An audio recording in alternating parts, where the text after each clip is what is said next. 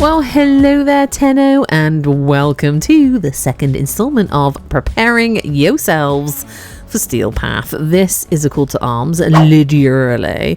Before we get stuck in, because I really need your likes, comments, and or subs, any interaction with the video, I need you to watch the whole thing and be good. We're on the precipice of something bigger coming, and I need your support. We are so close to 7,000 subs as I record this. So, on to Steel Path! So, found yourself on Steel Path, did you, Tenno, huh? Managing to survive after watching the first episode I made on the tankier Warframes? Now that you may be surviving a little better, shall we look at some better weapons? Now, I have split these videos up into primary, secondary, melee, and then eventually companions, and then eventually final build videos, because there is so much to put into them, just to make it a little easier on your viewing palette. And I know that you have very short attention spans now, so try to pay attention. I've chaptered it up. You can go backwards and forwards as you wish. Now, in these videos, you will find that A, I'm going to keep it real. There is going to be no sugarcoating here. And B, I'm going to show you weapons that I like to use on Steel Path. And yes, some of them are meta S-tier type weapons. Of course they are. But some of them aren't. And we need to get so for real about resources, because nowadays getting to Steel Path is even easier than it ever has been. And if not easier, then at least slightly quicker. And although that is a good thing in many, many ways, it almost certainly doesn't give the player more time in the game to obtain all of the stuff and things to make your work easier on Steel Path missions. So if you haven't invested a lot of time into the normal missions and getting the better weapons under your belt as you rank up, you may find that you just aren't quite ready for Steel Path murderings. And in the course of obtaining those weapons, we do really need to think about finding better mods. You need lots of former, you need the catalyst, the potatoes, you need Exilus and Arcane adapters, tons of endo and credits to fund fusing up and basically improving all your mod performance. And now the devs have tried to help by moving access to arbitrations to the Eris junction on Pluto. It used to be locked behind Steel Path, but the galvanized mods that you can then purchase from the Arbiters of Hexus Any Relay using Vitus Essence got from the arbitrations, and the potential endo boost from those rewards will stand you in really good stead before you reach Steel Path. And in some cases, now that we've looked at our Warframes in the previous episode and you have got your Helminth on the go, what you pair your weapon with, Helminth or Warframe ability wise, can make a huge difference on Steel Path when we're talking about boosting your damage output. So you can obviously Helminth other abilities onto your frame if you so wish, and we have things like Rhino's Roar, Mez's Shooting Gallery, Zarta's Whisper, Mirage's Eclipse, and Grendel's Nourish. Or you can just take the Torid Incarnon and kill everything no matter what else you take. More on that later. Anyway, the other Helminth options to help your weapons on Steel Path will involve things like enemy defense reduction, namely shield and armor stripping. And we have quite a few abilities to help with that, but mainly we're looking at things like Hildren's Pillage and Necros's Terrify, among a few, you know. So before we get to the top picks for my Steel Path weapons, let's take a look at some popular primary mods and arcanes, and then let's see them in action. So to start with, we need some primed mods. Prime mods are enhanced versions of their original non-primed counterparts, which they can't be stacked with, featuring additional ranks and with greater bonuses, but they cost a lot of endo to fuse up. They are available for credits and ducats from Barrow once every 2 weeks on a rotation, or you can trade them from other players. But please note, no matter what plat they are charging, the credit tax will always remain at 1 million credits for each mod. And some prime mods can't be traded, and these are the ones that are rewarded via the login reward, for example. And I would probably put the sacrificial, the umbral mods in there with them. In a way, you get them after you've done the sacrifice quest, and you can buy more copies of them from Cephalon Samaras at Any Relay for standing. Next up we have Corrupted mods, got from doing the Dragon Key Orokin vaults on Deimos using the Dragon Keys built in your foundry and got from your dojo. And Corrupted mods are a class of rare mod that affect one stat beneficially, a bonus, and another one detrimentally, a penalty. There are 24 in all to collect, and those available for weapons generally provide bonuses of a similar strength to their standard mod analogues, with smaller penalties. And the galvanized mods, we've already mentioned that we can get these from arbitrations. They are an alternative version of some mods that already exist. They have a slightly lower base stat but a higher maximum drain than their original counterparts, but provide additional stacking buffs from killing enemies, and they are very, very useful. And amalgam mods, I'm not a huge fan of these. The ones that you see fully fused are the ones I use the most of. They are only really got from events in the game like Thermia Fractures and the Buried Debts thingamajigger, and you can also get them from doing the Rapala Lola list, the Wisp mission. They're not tradable at all, but they're special dual stat mods. An additional non-standard bonus is provided at a slight cost of the original bonus. They're similar to Prime mods and galvanized mods, but they also cannot be equipped with their standard counterparts, so no stacking of those. And then we have Nightmare mods. They are a class of rare dual stat mod, and you can get them from the Nightmare mode here on the alerts. And they can be acquired through completing these missions. They are usually dropped at the end of them quite nicely. These mods are generally weaker than their single counterparts, but they can stack. For example, Accelerated Blast can stack with Shotgun Barrage and Flechette to give 150% boost in fire rate and puncture damage. There are 19 currently to collect, and visually they don't have a distinguishing mark. They don't look interesting, and they are untransmutable. And it kind of goes without saying that Rivens are something you're going to work on as you progress through the game, unless you can buy a load with platinum, but it's understanding what a god roll Riven is. So if you can get your hands on a good Riven and or re-roll it with your Kuva to get the kind of stats you desire with the best ratio of positives to negative stats for your weapon disposition, you will be a blessed Tenet. But don't stress about them too much. They are something that tend to come to you over time in the game, unless you seek them out via trading.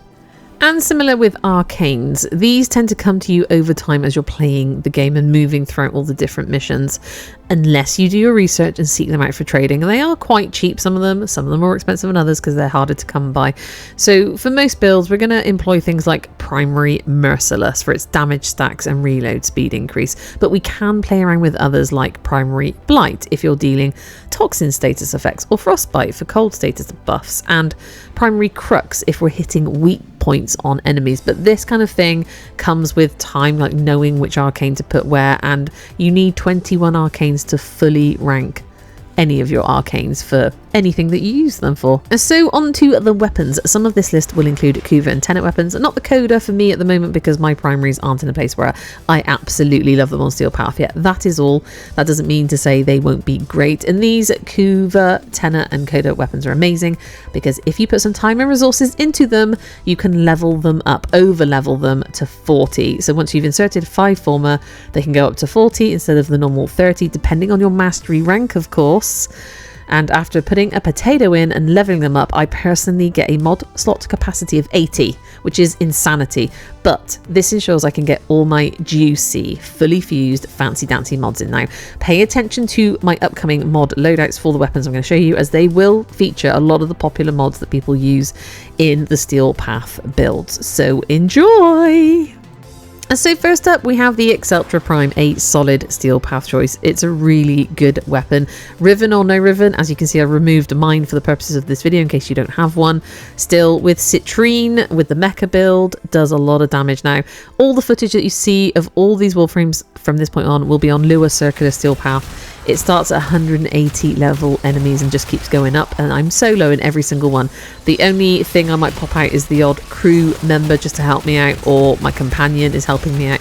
Again, you can get these builds like my Citrine Mecha build with the Mecha Kubro build in my Citrine video, but I will do separate Steel Path individual Warframe build videos at the end of this little series. So like hold tight, you'll get them. But these are like good mods to think about working towards fully fusing and forming up your Warframes, etc. And as you can see, the Acceltra took down one of these acolytes, no problem, in Citrine's hands. And next up we have the Tenet Glaxion. This is my favourite Tenet weapon, and I've paired it with Dante for this video, because I do that a lot anyway. I will take the Tenet Glaxion, Dante and the Latum out into like solo Netracells and higher level missions. Dante is amazing at boosting up damage, and this weapon has innate cold damage, so no matter what the valence bonus is that you choose, it's always going to deal cold as well. And look, it just freezes them in place, and if you mod it well, you can slow down quite a good amount of enemies and just, you know, take the pressure off. And also, if you're doing headshots with your secondary Incarnon, it's easier because the enemies are just stood there like just frozen in place, and it just makes life really easy. Now I've paired Dante also with the Vulperfilia, the Panzer Vulperfilia, and that's where we're getting a lot of the viral from. However, I do also have Nourish on Dante just to boost up that viral procking, and as you can see, we are doing quite a lot of damage to the enemies, and it's just so satisfying seeing all of these numbers popping up. So highly recommend going and getting yourself a Tenet Glaxion. It does have its own augment mod too, which was got, I believe, from Nightwave, so I don't actually know if you can buy that mod from other players or not. More on that in a separate video though. Next up, we have the Kuva Zarr. The Zarr is a Grenier cannon launcher. Its alt fire allows users to choose between firing a single explosive cannonball or a barrage of projectiles. Now, I kind of forgot that for this video. Anyway, I've paired it with Revenant, and on Revenant, instead of have Reeve on his third, I've put Hydroid's Tempest Barrage on to add some corrosive stuff and things. And if you are worried about dying in any mission, please get yourself a Revenant Prime or Revenant and put the mods in that you saw, because he ain't dying anytime soon. As you can see, his life and shields are pretty much silver all the time. Yes, they do deplete, but I don't think I've ever died as Revenant. I really don't. I can't remember a time where he ever went down, as long as you keep his, I think his second ability popped. You're good to go. And the Kuva Zarr is just, they nerfed it, okay? A few years ago now, they nerfed that and the Primary Merciless and the AoE, and I was utterly devastated because I'd worked so hard on my Kuva Zarrs. I'd invested so much time into getting the Primary Merciless together, and then they freaking nerfed it. The Primary Merciless Arcane used to boost up your base ammo, and for the Zarr that has a very low ammo pool, it was freaking amazing, and there was something else you could put in as well to boost the ammo up. And yeah, they stripped it all away from us. Do you know why? Because we used it too much and we spammed it too much. So they've made it now so that you're a bit choosier about how you use it and fire it. However, it still packs quite the punch, and its AoE is incredibly satisfying. And next up, the Kuva Bramma, the massive Kuva bow firing arrows that produce a large blast explosion on impact, while also depositing cluster bombs, and is able to detonate mid-flight with alt fire. It does have a very small ammo capacity, and I've paired it with Gauss because he's also pretty tanky in the right mod configuration of the nation. And don't be mad, I do have 3 Kuva Bramma Rivens. I've been in the game a while, I just accumulated them, but they're mainly critical chance mods, so you could switch them out for like the corrupted mods. Is it like Hammer Shot or whatever it was, and have a fiddle around. I played the game for years without Rivens for all these Kuva weapons, and they were fine. And you do really want primed Firestorm or Firestorm in, just to help kind of spread that explosion around. As you can see, we're hitting a lot of enemies quite far apart with just one simple shot of our bow. Now, just so you know, I am human, and I accidentally left the Oxylus Companion on Magauss because I think I was farming stuff on Thetis. I can't remember. And I got halfway through his mission and I was like, yeah, I'm not getting any viral procs or anything. Like, what's going on? Yeah, it turned out I had the wrong companion. But look, we still did fine. Gauss was amazing. The Kuva Bramma performed really, really well. Put a little bit of work into getting these Kuva weapons under your belt, and you can get them quite early on. And they're just really freaking good, and they're fun. And they kill a lot of enemies in like one foul swoop. Look at that. Again, it all depends on who you pair them with though. Next up, I've chosen the Fulmin Prime. I freaking love this weapon, and I've obviously paired it with Wisp as it's her signature weapon. It has 2 modes of fire. You could call it alt fire, but there's like an animation between switching it from being one version of itself to another, and in Wisp's hands that animation takes a lot less time, so why wouldn't you take it with her? And she, with her new Soulgate Cataclysmic Gate, I believe, augment mod, is amazing. Yes, sometimes she gets a little bit too damaged, but her electricity procs along with the Fulmin Prime Also dealing out electricity pulses at close range, similar to the Arca Plasmor. Between them, they just kind of make the enemies flail and stagger backwards a little bit, so you're not taking too much damage. And I love it. It's a really solid little weapon, and it's quite easy to get hold of the Fulmin or the Fulmin Prime and do some work on it. And also, when you're in the alternate mode of fire, it really sounds like a shotgun almost, even though it's a rifle. And I love it. I'm kind of mildly obsessed with the sound effects of this gun. And as you can see, we're on Steel Path and it's holding its own. And one version of the fire is a bit slower and the other one is like a semi-auto. So but it kind of feels like it does less damage. So you can fiddle around with the two versions of the fire and see which ones you like the best. I like the one that just really packs a punch. Next up, staying with Wisp, I wanted to show you the Nataruk bow, got from doing the New War quest. It's Hunhouse bow, forged from sentient remains. It has infinite ammo, don't need to reload it, and releasing the shot just before a full charge will perform a perfect shot. Now, did you pay attention to the mods? Because I have not completed this mod configuration. I was kind of dreading going in because I was like, oh no, I haven't really worked on the bow. I need to put probably another couple of Former in to get fully fused mods in, and I don't even have an Exilus mod in. And look at it go. I mean, yes, Wisp is definitely helping things along, but when I'm shooting the enemies with the Nataruk bow, it's so forgiving. You don't have to be really, really precise as long as you charge it up the correct way and release that shot into a group of enemies. Oh, they're going down! Like, oh my goodness, it was so effective. It packs a punch. So I think it has a lot of possibilities, even though it doesn't feel fast and it feels a bit slow, and there are faster and quicker like weapons to do more damage. I mean, look at it go. Look at the numbers popping up, guys. Yeah, get working on that bow, my recommendation. Next up, we have the Trumna Prime. I'm pairing it with Zephyr. I'll explain why in a moment. It's an S-tier weapon. It's an ancient weapon designed by the Entrati family. The primary fire siphons life essence from the target to fuel a devastating alt fire. And this alt fire unleashes a arcing projectile that ricochets off surfaces and enemies, exploding every single impact. And with some work, this gun felt like it was really, really good paired with Zephyr, because she's up in the air doing more damage when she's up there, and you pop her tunnels of windy poos, and then you pop, I think it's her second ability, which kind of like gives you extra. And hopefully by then you've charged your Trumna up. And as you can see, if we unload the alt fire into these funnily tunnely things of wind whilst we're up in the air, we will do a metric beep ton of damage to the enemies that are in those funnels. And they're not bothering us because they're being swept up in the windy poos. There you go. Isn't that addictive? Now, my Trumna is not finished, I don't think. I feel like I need to work on it a little bit more. Same with my Zephyr, but look how well it's doing. And next up, we are pairing the Cedo Prime with Lavos Prime, because it's his signature shotgun with a primary fire shooting fully automatic buckshot rounds with high crit chance. It deals increased damage with each individual status effect affecting the target, and its alt fire launches a exploding glaive that ricochets around and deals extreme status chance to amplify the primary fire's output. In Lavos's hands, he applies a kind of shotgun ammo mutation effect to Cedo, which is useful.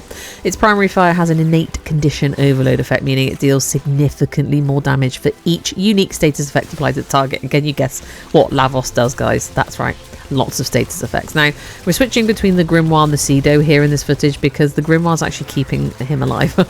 More about that in the secondary video if you want to check that out once it's out. Very useful little thing to know. But the Cedo in Lavos's hands, as you can see, we're coordinating the enemies together with the Nautilus mod, so we're grouping them together. I've actually got Sickening Pulse Helminth onto Lavos, which is spreading even more delicious status effect. You can see it just spreading around the enemies in the distance, and as you can see, his shield gating is insane. Honestly, more about that in another video. It's so good. Making these videos has really educated me. It really has. And look, we were having so much fun as Lavos. Next, onto the Phantasma Prime, which I use primarily in my Jaya build, and I actually use it to do Void Relic missions on Lua Circulus because it's such high level, and this just melts everything in conjunction with Jaya. I do have a I think it was a Toxin or Electricity Riven in there, but you don't need the Riven. I'm just saying I've just put it in there because I happen to have it, but I used it again without the Riven. Now, it's actually Revenant's signature shotgun, and it fires deadly focused beams of radiation that also deal impact damage. Its alt fire manually charges and launches a large plasma bomb that explodes into 5 additional homing projectiles, dealing more damage the longer the alt fire is charged. Now, I forget about this. I forget it's got alt fire. I don't know if the Prime variant is different to that, but like I'll try it out. And when I pair it with Jaya, it just melts everything. It helps proc, I believe, and it helps work in synergy with the abilities that Jaya has. And I've tried many primaries with her, and this one just does really, really well. And I'm about to show you another one with her, and that'll be the final weapon that we look at primaries that you should really start to look at investing in if you want to do better on Steel Path. And some of these weapons you will get hold of quite easily, and some of them you won't, and obviously you're going to have to, like I said, put a bit of work into getting the resources together to fully fuse those mods and be able to get those fused mods in with Former and ranking up your mastery, etc. But you can always make a start, and even like a half fused mod, a prime mod, is sometimes better than its normal counterpart that's been fully fused. So it's always worth working, and look at the numbers that just pop up. It's so worth it, my darlings, I promise. And last but not least, I mean, there are so many to choose from, but obviously it's going to be the Torid Incarnon. This is an S tier weapon, and it does make the game a little too easy once you've invested some time and Former into it, but it's so powerful. And we're using the exact same Jaya build that you just saw with the Phantasma, and look at it go. You can already see a bit of a difference in the red and orange crits just popping up. It literally melts everything, and with Jaya nothing stands a chance. So you can get the Torid from, I believe, your friendly clan dojo, but the Incarnon adapter you have to get from doing Circuit Steel Path, or the week it's available you can go to Cavallero at the Zaraman and buy it for platinum and then apply it to the weapon. And the original Torid is an infested variant of the Ogress, firing toxin grenades that release clouds similar to the ones thrown by lobber crawlers. And once it's incarnate, it's just crazy good, and it kind of makes the game a little easier. So getting your hands on a Torid is very worthwhile if you can do it, because it just makes life easy. Now, before you start complaining at me, oh, you haven't given us all like the Incarnon and the build, and I've actually done a Torid video, so I don't know if any of you ever check out any of my other playlists or videos, but I've done most of the things I talk about. I've already done videos on, or separate, very individual videos on them. So Jaya, the Torid, etc. Go and explore and have a look to see what I've done recently. My videos are hopefully improving in quality. I never used to be a guide channel, guys. I just used to game. What's happened? Anyway, I love it. I love putting all this footage together. It gets me playing the game and learning how to mod, and learning how to play the game a little bit better. And then you find your little comfort zone, and then something changes and you have to jump out of it. So hopefully I've inspired you to go and look for some weapons. And I know, I can hear you in the comments before I've even posted this video telling me, the more experienced players, oh my god, there are so many easier to get and better weapons. And of course, any of the Incarnon weapons are usually worth having a look at and seeing if you like them. But don't go crazy if you haven't got the plat, or you haven't got the time to go to Steel Path Circuit. Don't worry, like, you can play the game without Incarnon weapons. They do just make life a little bit easier. They've really kind of spoiled us a little bit with them. And not spoiled the game at all. It's just, oh god, it's so good seeing those numbers pop up. My darlings. So there you go. There's a little collection of the weapons that I like to use on Steel Path. These are my choices. I'm not telling you you have to use them. I'm not telling you they're the best options. I'm not telling you that the mod configurations that you just saw are the best mod configurations you could ever use. And I'm forever fiddling with mine anyway. I have a packed Discord full of new and experienced players, not just in Warframe, but all over the gaming world. But if you want some advice or some help, or just some moral support, or just some company, please feel free to join the Discord. The link is on my YouTube channel. And don't forget to drop a like, a comment on any of my videos, and a sub. And if you can just watch my videos and put them on, I would be incredibly grateful. We're almost at 7k subs. Good things are happening, and YouTube is starting to recognize my presence here. And it's been like 2 years in the making, waiting to get to this point or more of hard graft, making videos, which I love doing, but like it's not a quick thing. Okay, I'm investing a lot of time into it because it's my passion, you know. Can you tell? I love it, and I love you guys. So thank you for your support. Thank you to my YouTube membership folks, because they're paying their real hard-earned money to support this channel and me, and all of the Discordians who are just freaking awesome and lovely and delicious. You know who you are. Come and join. Come and be under the wings, the bingo wings of Mama Barbarian. They're not that bad, honestly. Anyway, TMI, always TMI. Love you guys. Love you. Bye. Thank you so much for watching. I really do hope to see you again in the next one, and there's going to be a few, because as I said, we're doing a whole little series here on Steel Path. So I really do hope to see you again in the next one, no matter what it may be. But in the meantime, you take care now, and goodbye.